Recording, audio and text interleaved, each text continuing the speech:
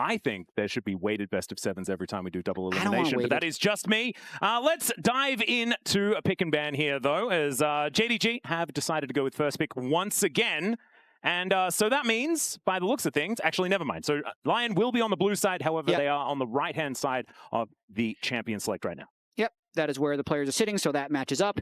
Jarvan, Seraphine banned once again. Lulu still banned. So the kind of bread and butter bottom lanes have been consistently banned through the first 3 games. Need to update the series bans as well. Those are just the Fearless bans from game 1 that we currently see. So all the champions they played in the last game are not available as well. All right, let's see what that changes as far as the priority is concerned. I have a feeling that like Ambessa kind of just hasn't been looked at throughout this series so far. And so that might be something worth looking at here. Is the Pantheon going to be taken away? And one more ban to come through here from LYON. See what that is going to be. Fiddlesticks. Kind of like that from, look at that beautiful drawing as well. Really evokes Fiddlesticks. I'd say both those signs are great. The Let's Go JDG sign looks great as well. Man, we are certainly taking our time for this final ban. I'm a little worried that something is banned and isn't popping up yet. Okay, it's Jax. We got it. Okay. So Jax is going to be banned away, Xiaoxu. Oh, okay. So with the Jax ban, isn't that's kind of telling us something? That perhaps there is an idea here. Like a first pick Ambessa? Like a first pick Ambessa. Maybe. Because they are second pick, so... Rumble Cassante gone already. JDG has the first pick. Ooh, Vi going to be the choice here. How is Inspired's Neferi? Untested. Oh, untested. That is such a beautiful way of describing it. Okay, so probably not going to be going for that particular attempted counterpick, because like you were saying, the Ambessa was set up for here and will be locked away. Could, of course, be Inspired's pick because Ambessa has been played throughout the jungle, but Ryze is up! What the heck? Nice! It's an assumed ban in my brain. I just assume that it's always going to be banned away, and they get it second rotation? I love this second rotation from LYON. Already a lot of side lane power, a lot of good ability to skirmish. It does leave open the Anivia counters that I'm sure HongQ would be able to play, whether he wants to go with something like Cassio or Anivia. Zaahen also could just be thrown in as a top jungle flex at the moment. Wouldn't be too shocked if they lock it in. Are we going to go with like bot lane Vi? No. Okay, so it's probably going to go top lane. Yeah. And HongQ, is he going to be going for the Anivia counterpick or something like that? Or do they hold their cards close to their chest? Or do they just go for the mid-jungle, tried and true Ahri Vi? This is not inspiring in my personal opinion. They have a really high chance of drafting a full square this game because they already have the top lane triangle, and I don't see a reason that they have to sack the bottom of the map. I actually think that they need to put a lot of power in the bottom of the map because there is a Ryze Ambessa being represented on the other side. The Ambessa still retaining its flexibility as well, so you can't go all in into, banning things away.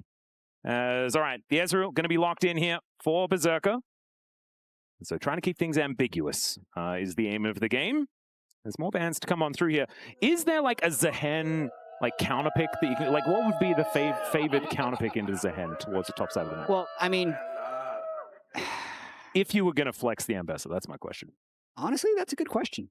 I'm not entirely sure what Dhokla would have cooking. He could always play just a range top if he really wanted to. That's what I was thinking. Is it time for Vayne top? I don't think it's time. I think the Ambessa is fine.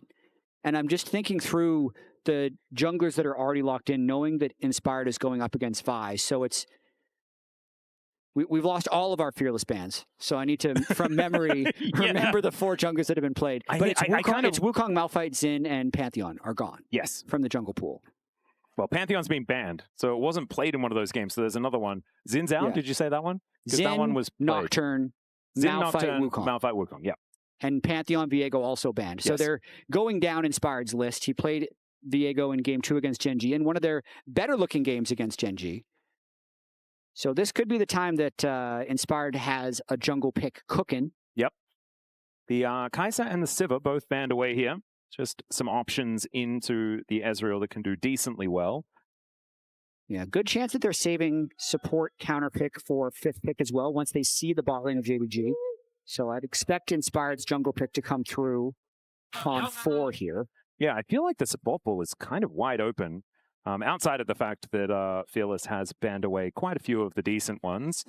As there is the Seraphine being taken away as well, so trying to deny that combination on that bottom side of the map. With all these jungle bans, this could be the time to move the Ambessa to jungle, because it's still a very serviceable jungler. I also think that, like, just lock a support and then hold the flexibility, although looks like Dhokla is heading towards a different idea. If they lock this in.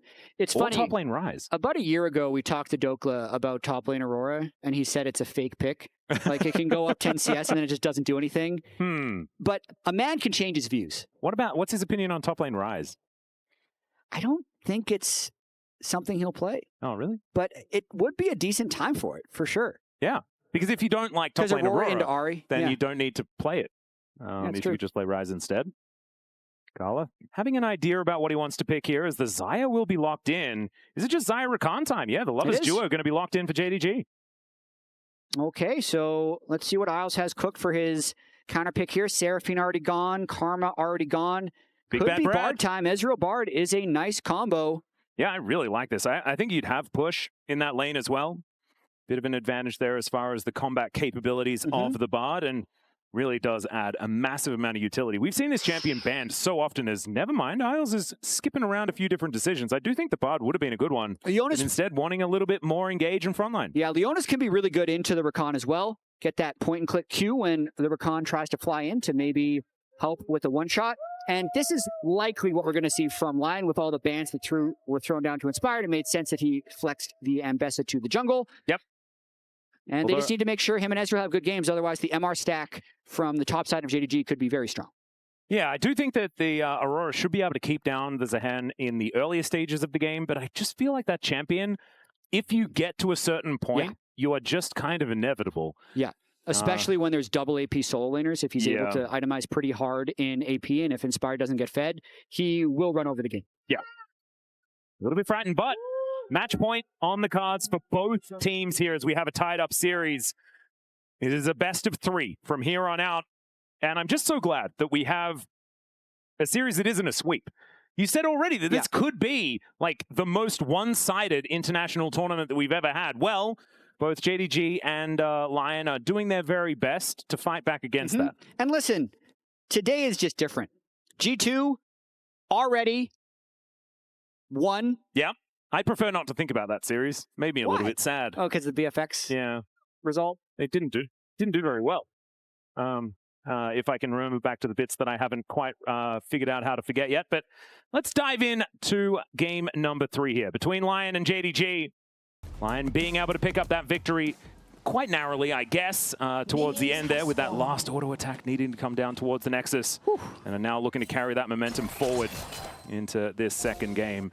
And I want to kind of go back to what we were mentioning at the very beginning, and almost facetiously, the mental reset did happen. It did. And LYON managed to get back out onto the Rift and find themselves a victory here against JDG. No, and now the mental momentum, as you would call it. Oh, the momentum. That's not what I would call it. Really? Yeah. Oh, I thought they were on the same page. It's in the side of LYON for sure, because they were one team fight away from probably losing the series. Going down 2-0 after having 2 close games like that can be really demoralizing. But now that they've won that second game, they can very easily say, we should be up 2-0. We can play with more confidence that we are in fact the better team. Yep. And that's the type of things that you can truly believe going into this game 3 after the comeback fight they were able to have at the end of game 2. Well, Dhokla doing exactly what you're supposed to on this Aurora, just straight up zoning Xiaoxu out of this lane. It's beautifully done. Meanwhile, here on this bottom side of the map, it's not necessarily a huge one, but live now is the Act 2 Battle Pass bundle. Purchasing unlocks the Prestige Requiem Sona skin and the Chroma. So if you want that, go in and grab it. As Saint fighting against HongQ here, a couple more autos would have done it, but didn't have quite the time to get underneath that turret and make that one happen. As JunJia is over here, Orbit Deception does go a little bit wide. Getting a bit of health back.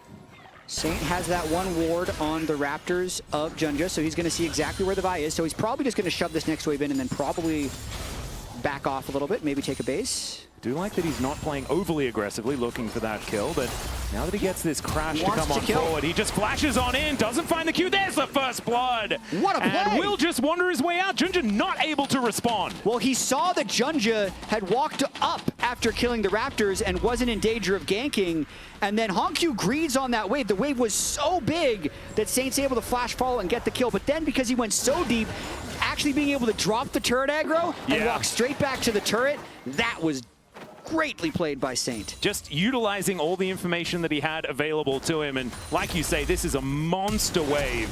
As the flash comes in, Q misses, doesn't actually matter.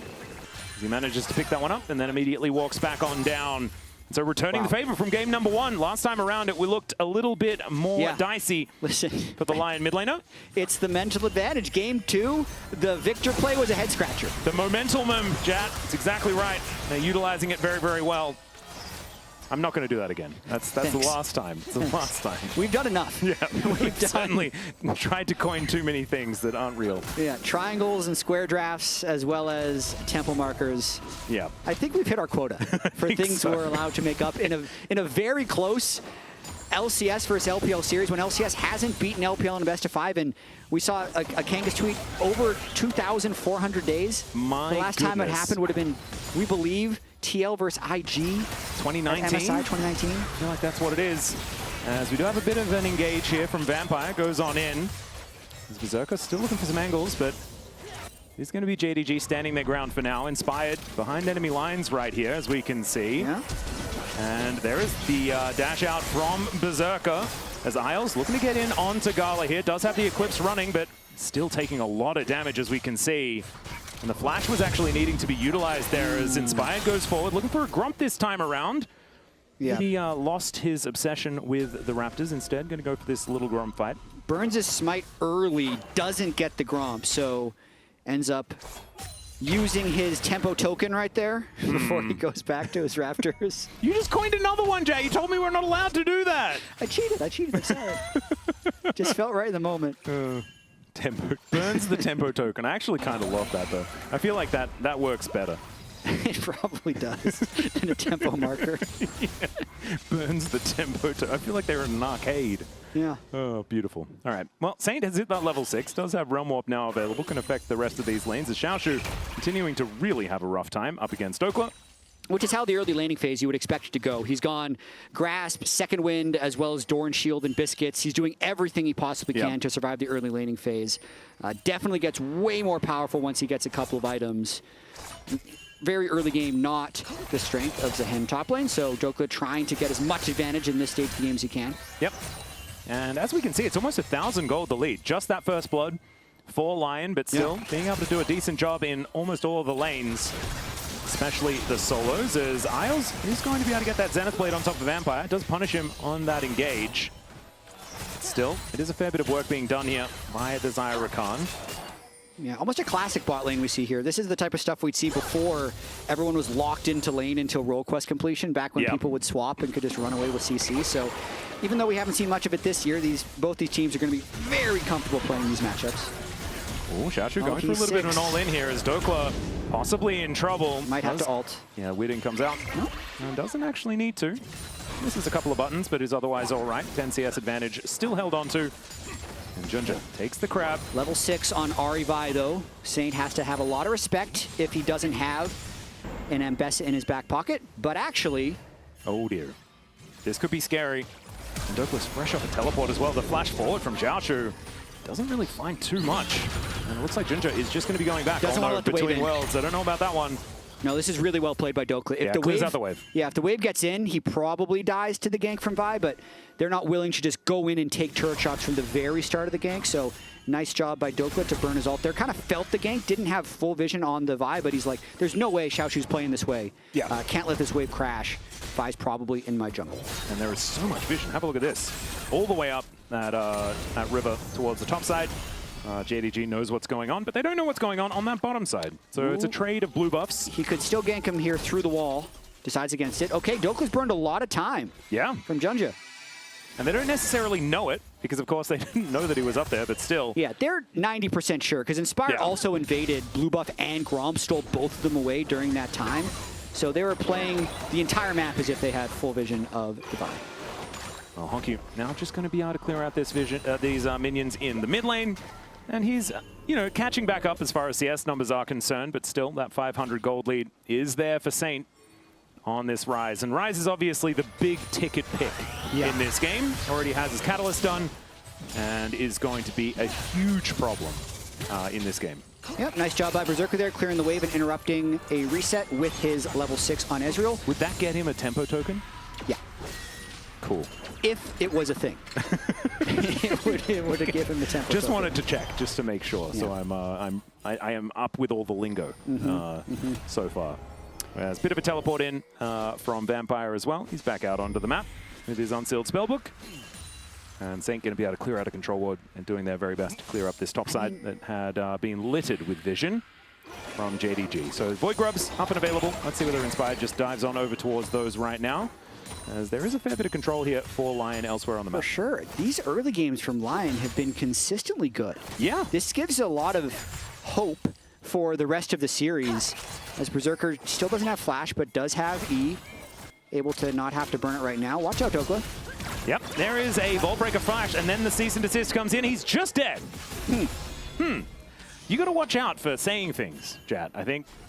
Yep. Stop saying things. You got it from here on out, Atlus. Okay, never mind. You can say things, just not things like that, okay? People might say that it's a caster curse. And so we don't want to risk that. But it doesn't really matter. He's still doing his job, right? And if Vi gets a gank off with her ultimate and flash, obviously that is difficult to avoid. Yeah, it relieves a bit of pressure on the other lanes. At the very least, Saint can play more aggressively in this lane. Inspired can continue to try and power farm up until his Eclipse, or he will get very strong. Do have to watch out here. They have a numbers advantage. Yeah, just ult for cleanse. That's a decent trade. Not too much of anything else happening from that one, though. And it's about a 300 gold lead. Saint was cheating towards the bottom side of the map, but no Realm Warp angle available. And HongQ still fishing for these charms. Not quite finding the buttons here. Yeah. I mean, one thing I've learned from watching Saint the last couple years is he's just an incredibly arrogant player in the way that he positions. Because when it works, but it also leaves him open to being punished fairly often. And in this game, with the turret dive working out, and then also that another big trade on HongQ, it is working out so far. Yeah, certainly is. And I think it does make sense for a guy that played on the same team as Showmaker for quite some time. As he goes in, there's a grand entrance there as well. Quickness comes on down. And Saint doing his very best to try and escape this one. I think he's going to be able to. I feel like that's illegal that he got out there. It's super illegal, but that's the way he plays. I mean, he burns his coast, he gets a plate, but technically he burned a lot of time. JunJia went mid lane, Vampire used ultimate, and Saint was going to reset after that play anyway, so ends up being a good play.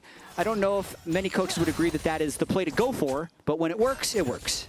Either he has incredible risk assessment, or he's just crazy. Some say he has better mechanics than JoJo.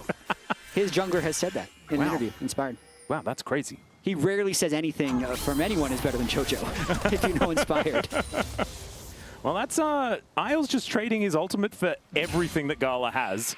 Good as well. One after the other, as the Featherstorm does come on down. A couple of Void Grubs do go back over to Inspired as well. I think he went back and finished off the remaining two, so 3 of those going in their direction at the same time. And so JDG without very much of an objective to their name at this point in the game. Yeah. LYON's going to have to start thinking about Drake soon if they're going to be holding this much pressure across the 3 waves. Although Saint is probably fairly happy stacking this tier, working up towards Rod of Ages against the Ahri Vi early game. But finally, Inspired and Ryze link up, and they might make a play bot here. Yeah, Isles going in. Finds the Zenith Blade angle. Eclipse just makes him pretty much immortal as he goes in. And that means that they clear out the wave very comfortably, take the tempo marker into the river, and look to see whether they can use that to grab themselves a Drake. Because in the meantime, Saint just going to be running real fast, and they're going to turn this into an engage onto Vampire as well. He's going to be forced to go for a reset. It does feel like LYON have a lot of control here, although Inspired does get charmed up, stashes around. We'll be able to survive. Isles has first move, might go for re-engage. Yeah, there's the public execution as Isles gets on in there. Cease and desist to try and mitigate some of that CC. But JunJia should still be going down despite being able to do a fair bit of damage. The flash in from Inspired, that'll do it. Solar Flare for the last hit, not sure about that one. But still, I mean, it gets the job done. Yeah, it gets them the kill onto JunJia. Think he was going to die anyway. Now Saint is definitely going to flash. Never mind, he's fine. Wow. I wasn't going to say definitely going to die. No. The Mercury Tread's tenacity gives him just enough time to flash away. He's not allowed to back there. So many illegal things being done from this man. He's playing with confidence. Oh, yeah. And it's working. So keep it up, Saint. Maybe Showmaker did, like, personally teach him how to play the game. The big thing about this play ends up being the roam from Isles at the end of it, staying out of Fog of War because of the work Isles and Berserker have been doing bot lane. So as Inspired lands the R, they're able to try and chain the CC. And basically JunJia getting over the wall here. I'm pretty sure Inspired was going to just finish him. And Inspired's Ambessa, so he's going to catch him. How did my Q not hit? He just queued out? Yeah. Well. Still a kill. Got the assist gold. We'll take it. We'll take it indeed. And 2-1 in favor of LYON. They have over 1,000 gold in the lead. And GALA, he does have his ultimate back available. He's going to throw it out right now, but Berserker just creates as much space as he would like with his Arcane Shift. And LYON is so good at just playing around these cooldowns. Like, that gets thrown out. They don't go inside the feathers. They just back away. They'll look for another fight when he has absolutely nothing to mitigate it. Berserker Isles have had really strong laning phases in all 3 of these games against GALA and Vampire, who have been one of the strong points of JDG to get here to first stand. So this isn't even a game where they necessarily over-prioritize lane, but the Leona Ezreal at this point is winning against the Xayah Rakan. Last time we saw JDG, I actually felt like it was the bottom lane that was performing exceptionally well, especially GALA. Yeah. This time around, it is LYON with a whole lot of control, and it hasn't been JDG picking for priority down there either. I think that's one of the bigger things is the draft as well, keeping Seraphine permabanned. The Karma in game 1 would have been the moment, but the Poke Varus was keeping it down, even though LYON did end up losing this game. Now they have to watch out for JunJia, though. Yeah, JunJia looking for a bit of an angle here. Does have the Vi. You can pretty much guarantee that this gank should be successful if they do stay up, but that is not what they're going to do. Instead, JunJia just going to head over towards this Drake. Look to try and take that one down. That'd be first Dragon of the game at almost 15 minutes. It's one of the latest first Drakes that we've had so far this tournament, as Vampire just has to quickness grand exit. That's a lot invested to try and stop a back, but at least he does. It stopped the back. And now JunJia overstaying on the map a little bit after Drake. Saint sniffs it out. Still very close competitive game here. This first Drake Chemtech Soul means we're incredibly far away from a Dhokla going between the worlds here as the Realm Warp to deliver Ryze towards his top lane. Grim Deliverance, but the Ghost gets Saint out of the way, and Xiaoxu is just going to be held at arm's length and taken down. It's Saint that grabs that kill, his second of the game, and LYON just really not allowing for any openings. It should be Dhokla grabbing this top outer turret as well. Yeah, he's been chipping away at this turret, having a lot of push onto the Zaahen, and Saint is having just a great game. He really is. What a bounce back from game number 2 as well. It was a difficult time for him, but this time picks up that first blood by himself underneath the enemy outer turret, and then able to help out Dhokla in top lane as well. Live by Saint, die by Saint as well. Hopefully just live. Hopefully just live for the rest of this game. He's playing Ryze. I mean, this champion's busted. And also, look at this. Zaahen can teleport down bottom, but he just collects another full wave bottom, likely collects some crystalline overgrowth on that turret as well. Full Rod of Ages, almost finished stacking his tier. Berserker definitely has to watch out here, though. Yep, Arcane Shift should be able to get him over there, but JunJia is just going to throw down the ulti. There's the knockup. Charm is connected. Oh, that layering of CC was perfect out of JDG. Yeah. And that is what happens when you have Barrier instead of Cleanse. Saint has to watch out now as well. Dhokla could teleport in, but wouldn't want to because he's got a full wave to collect up there. But a 3-man dive onto Saint, who is flashless and ghostless. Yep. And I mean, Cleanse would have allowed him to cleanse Flash after the cease and desist, but I think he still would have been dead. So that's a strong round. Not too much of a big deal here as Saint just trying to get them out of underneath this turret. Yeah. Not only did the Leona come to defend, but they also got the Aurora TP, so that's probably play worth. Whoa, okay. Isles goes for the Flash Zenith Blade to try and get onto them, but it's just a flash out from JunJia. You will take that. Support Flash for the Jungle Flash, probably feeling pretty good. Yeah. Doesn't have Hex Flash, which is a little bit of a shame, but... And, Inspired has 2 levels on JunJia, by the way. That is a... What? Why? Yeah. The 40 so CS. Much farm. Okay, well, Saint is now potentially in trouble. Grim Deliverance is going to come on in. He's trying to run this one out. As the Grand Entrance going to hold him in position, and there is a shutdown going over to the Zaahen. And I think, as far as where to put shutdown money, that is not where LYON wanted to put shutdown money. That's exactly where JDG wanted to put the shutdown money. Absolutely. Yeah, so Stridebreaker Mercury Treads on the Zaahen now, 2 kills. He will end up being a problem in this game. Still a very close game, as Inspired is able to pick up the Rift Herald and likely use this to break mid, but Xiaoxu getting even more gold now. The original play was defended, but then they went for the repeat play, and it caught Saint off guard. And having a look there at the Coinbase gold grind, the fact that GALA is ahead in gold as well is not something that I was expecting to see in this lane, with the fact that they just had a lot of control in the early stages. GALA has bounced back quite well. As we move towards the end of this mid-game, things are pretty much tied up, except for the fact that there is that one Drake on JDG. Next one going to be an Infernal. Pretty good single Drake, to be perfectly honest. And I imagine LYON wanting to even out that count, stop that double dragon from happening here. Just feels like we're so much earlier in the game. And we're talking about second Drake, for sure. It's almost 20 minutes. Yeah, Inspired was definitely prioritizing his level advantage over Vi in this one. Potentially even just trying to delay when Soul is needing to be fought over because Ryze is so good in split pushing scenarios. I can understand the strategy of just, if we don't hit Drake, they don't hit Drake. And then that means a potential Soul point force is going to delay long enough for Ryze to become Thanos, right? So I don't think it's, I think it's a good thing for LYON that the first Drake was so late, even if the last shutdown was a bad thing for LYON. Decent little charm there. But of course, the upgraded Merc Tread's going to feel pretty nice here for Saint, keeping himself relatively safe and just clearing out this wave. But it is a lot of push that JDG has, a lot of control here towards this bottom side of the map with 40 seconds left on this Dragon. They're doing everything that they can to make sure that they have as much control prepared. But now you've got LYON moving in, Vision being cleared out, and Inspired with that level advantage should be able to try and out-muscle them as far as getting some control around this Dragon Pit. Yeah, Dhokla's sitting on Proto Belt, which would make him strong, but he needs to clear out this top wave, and he doesn't have his teleport yet, but Xiaoxu does. So I would expect this to be a slow-played situation by LYON. Like, if LYON has the control, I don't think they should start the Drake right away unless Dhokla wants to give more turret gold over to his hand, which I don't think would be wise. Yet, he's roaming down for this Drake control.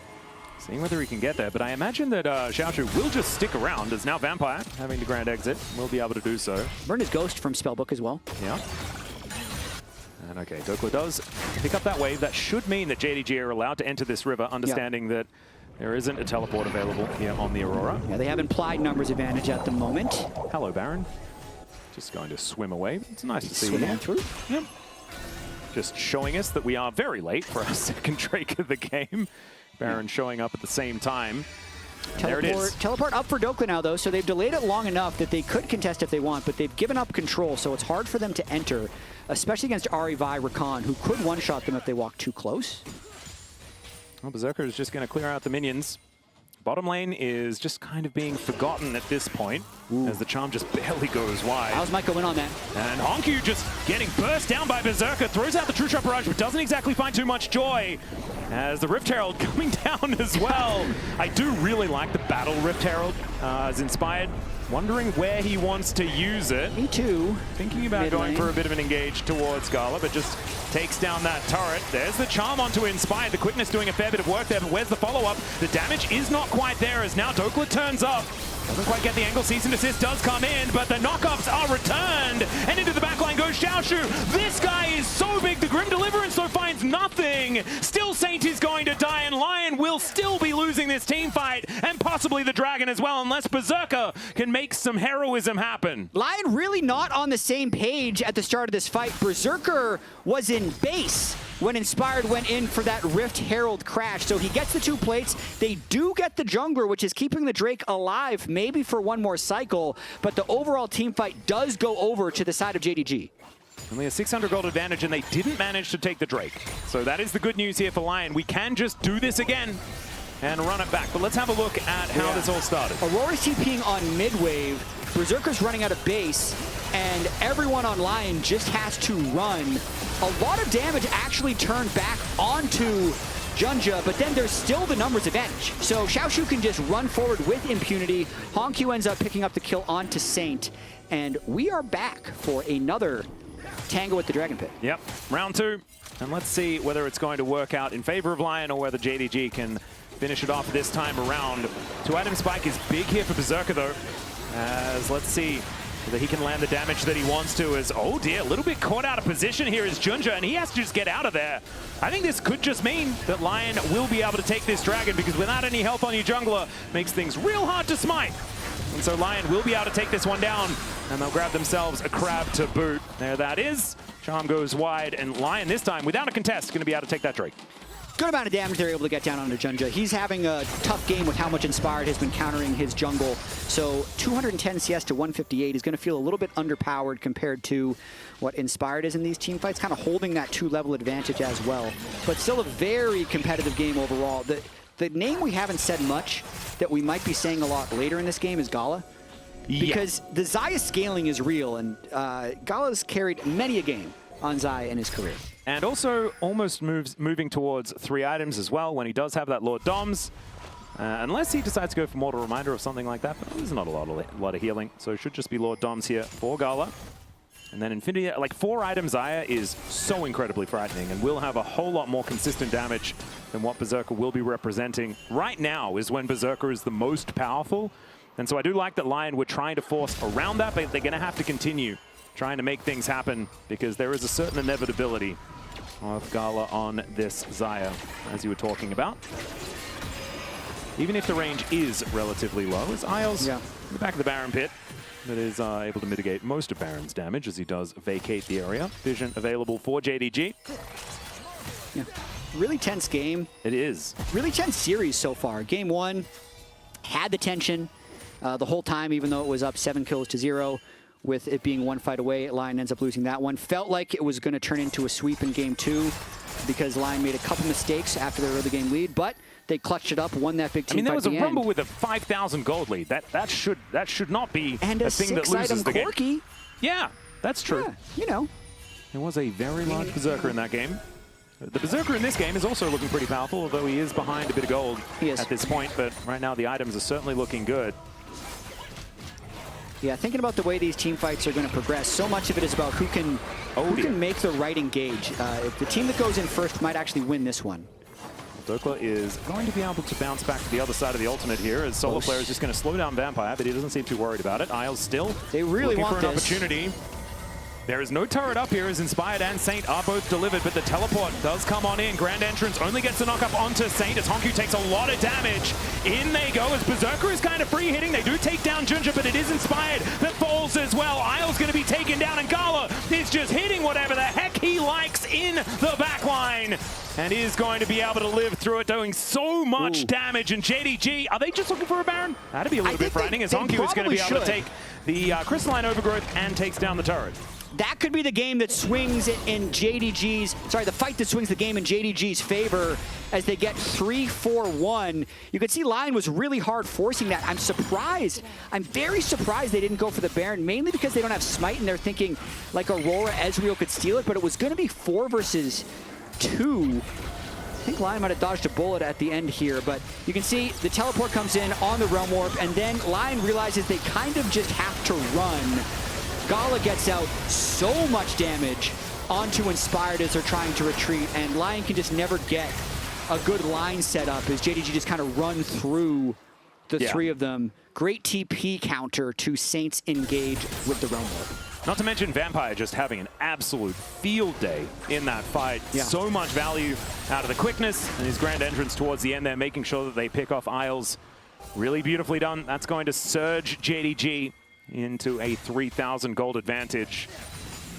LYON not out of it just yet, but it is looking more and more difficult as this game goes on. And Xiaoxu possibly caught out of position, does have that Grim Deliverance. Saint goes golden to avoid that damage as now Berserker has finally turned up. But Xiaoxu is so difficult to kill. Inspired goes in, but him and Saint are just dead. And the rest of LYON couldn't really do anything about it. HongQ will be able to find a charm as well, as that is not the teleport that Dhokla was looking for. He tries to go between the worlds, but the world he finds is in the Death Chamber. Xiaoxu is out of control in this game, absolutely dominating Saint at the start of that fight, and then everyone else on LYON just trickles in to die. It wasn't Baron before, it's definitely Baron now. It certainly is, and this is something that we set up earlier on in the game as well, but let's have a look at how it all happened.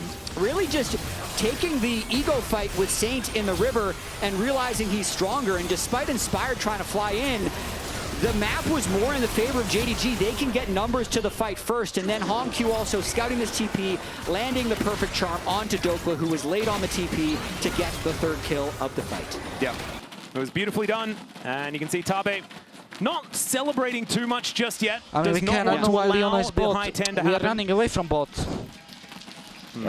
And Inspired not looking too happy about how things are going now. Let's see whether they can turn it around. 6,000 gold is the advantage here for JDG, but not a lot of Drakes have been taken so far in this game. True. It's another Cloud Soul. I did want to talk about it earlier on, but felt like, you know, I do talk about it probably too much.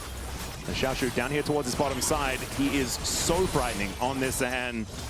And Dhokla, I don't think, is going to be able to clear out these Baron up minions in time. Rebel Baron power play looking a whole lot better here. 1,600 at this point in time with still 2 minutes left to go.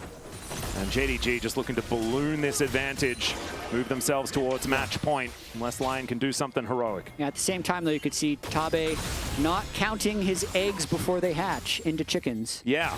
This time. Not counting his chickens before they hatch, I think is the line. Yeah. But if you do count chickens before they've hatched, they are indeed eggs, Jatt. You're absolutely right. Yep, absolutely. Just because of what happened in last game. Look at that. It just sounds a bit weird when you say it a little bit wrong. It's okay, Isles. That's not the Eclipse, but the inner turret is just going to fall. And man, JDG just moving like a steamroller towards LYON, and it looks like LYON just cannot get themselves into the positions that they want to. Isles moves up. I don't know whether that Zenith Blade hitting would have been a good thing, but now JDG go for the re-engage. Again, Vampire just takes control. The Charm connects as well, but they go in between the worlds. There is the public execution. Dhokla grabs one kill, but unfortunately, that is probably all they're going to get, as it's a double for GALA.